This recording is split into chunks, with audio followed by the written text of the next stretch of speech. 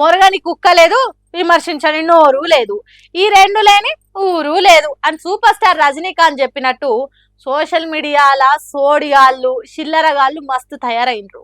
విమర్శించుడంటే దానికో అర్థం హుందాతనం ఉండాలి.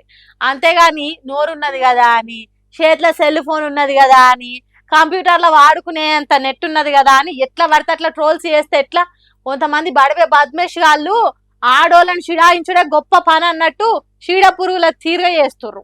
అందుకే ఆ బడివే వాళ్ళ బాధితులంతా వాళ్ళ గోడు నిలబోసుకుంటారు. ఊరి మీద పడి తిరిగే ఉద్దరగాళ్ళు ఉండేది ఒకప్పుడు, కానీ ఇప్పుడు వాళ్ళల్లో కొందరే సోషల్ మీడియాలో సొర్రబడి మా అంత ఫాల్తుగా లేరన్నట్టు పబ్లిసిటీ ఇచ్చుకుంటారు. ఈ నడుమ విప్లవశ్రీ అనే ఓ లేడీ జర్నలిస్ట్ మార్ఫింగ్ ఫోటోలు సోషల్ మీడియాలో పెట్టి బద్మాష్ రాతలు రాసుకుంటా ట్రోల్ చేసిర్రు. అట్లా చేసిన వాళ్ళకు ఓ లైన్ ఉండదు, లక్ష్యం ఉండదు, ఓ సిద్ధాంతము చీపురు కట్ట కత్తి నెత్తి ఏముండదు. ఆడవిలను బూతులు తిట్టాలి, సగం సగం బట్టలు వేసుకున్నట్టు మార్ఫింగ్లు చేయాలి, సునకానందం పొందాలి, అంతే తప్ప ఇంకోటి ఏం లేదు. ఏమన్నా అంటే సనాతన ధర్మం పేరు చెప్పుకోవాలి, మతాన్ని అడ్డం పెట్టుకోవాలి, ఆచారాలు కట్టుబాట్లను మూసుగేసుకోవాలి. అట్లా చేసినందుకే మహిళా జర్నలిస్టులు నిజాన్ని జంకు బొంకు లేకుండా చెప్పే జర్నలిస్టులు అంతా కలిసి ప్రెస్ క్లబ్ లా గబ్బుగాళ్ళ గురించి మాట్లాడారు. విప్లవశ్రీకి అండగా నిలబడ్డారు. వాడి సోడిగాళ్ళారా, ఓ ఆడవిళ్ళ బట్టలు ఉడదీసుండే నారం ఈ సనాతన ధర్మం అంటే, నోటితో చెప్పలేని బూతులు తిట్టుడే నారం ఈ జాతి నీతి. ద్రౌపది చీర గుంజినందుకే కౌరవులు నాశనం అయ్యారు. సీతను ఎత్తుకపోయినందుకు రావణాసురుడు కుక్క సాగు చచ్చిండు. పురాణాల్లో ఆడవులను ఆగం చేసిన వాళ్ళు ఎంత టోలైనా ముఖం మీద ఉంచుకున్నోలే, జనం చేత షీ కొట్టించుకున్నోలే. అందుకే మన భారతదేశంలో ఆడోళ్లను గొప్ప గౌరవిస్తాము, ఈ దేశాన్ని అమ్మతోని పోలుస్తాము,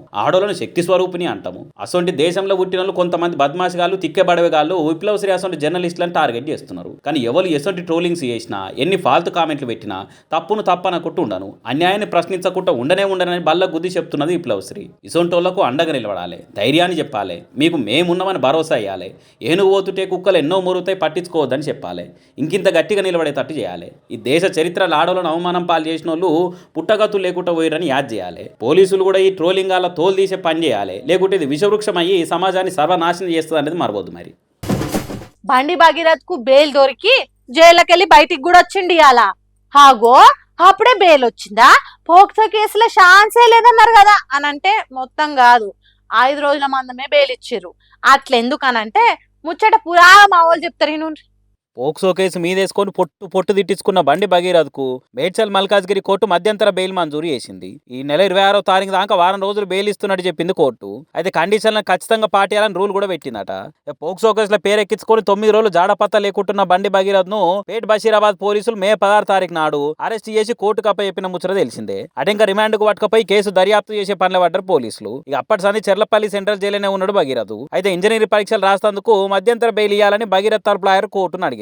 దాంతో అన్ని నడుచుకున్న కోర్టు వారం దాకా బెయిల్ ఇచ్చింది. దాంతో చెర్లపల్లి జైలుకి వెళ్ళి రిలీజ్ అయ్యి ఇంటికి వచ్చిండి ఇవాళ. ఇక బెయిల్ రూల్ ప్రకారం ఈ నెల 25వ తారీఖు నాడు పొద్దుగాల 11 గంటలకు మళ్ళా కోర్టులో లొంగిపోవాలి. ఇప్పటికే రెగ్యులర్ బెయిల్ కోసం వేసిన 3 బెయిల్ పిటిషన్లను కొట్టేసింది కోర్టు. కానీ ఇప్పుడు విద్యా భవిష్యత్తు, ఇంజనీరింగ్ పరీక్షలు అని చెప్పి మధ్యంతర బెయిల్ తెప్పించుకున్నారు. ఇక ఈ బెయిల్ ముచ్చట తెలిసి సర్కార్ తీరు మీద మస్తు రకాలుగా మాట్లాడుతున్నారు మందంతా. ఏదేమైనా బయటకు వచ్చే ముచ్చటే లేదన్నట్టు మాట్లాడి ఇప్పుడు మళ్ళా మధ్యంతర బెయిల్ వచ్చేటట్టు చేసిరంటే రేపు బెయిల్ కూడా వచ్చి పురాగా బయట తిరిగేటట్టు కూడా చేసి కొన్ని వదిలి ఇట్టనే హంగామా చేసి జనాలు పురాగా మర్చిపోయినాక బయటికి తెస్తారు. నిజులే మనం జనాలు అనుకునే మాటలు నిజం చేస్తారా ఏంది ఆయంత అని అనుకుంటా సోషల్ మీడియాలో ఇంకొందరు రాస్తారు గట్టిగానే. ఈ ముచ్చట్ల సర్కార్ ఫ్లాప్ అయినట్టే అని కొందరు గట్టిగా నడుచుకుంటున్నారు. మరి వచ్చే రోజుల్లో ఈ కేసు బెయిల్ ముచ్చట్ల ఆఖరికి ఏం తేలుతుంది ఏందనేది చూడాలి. ఇక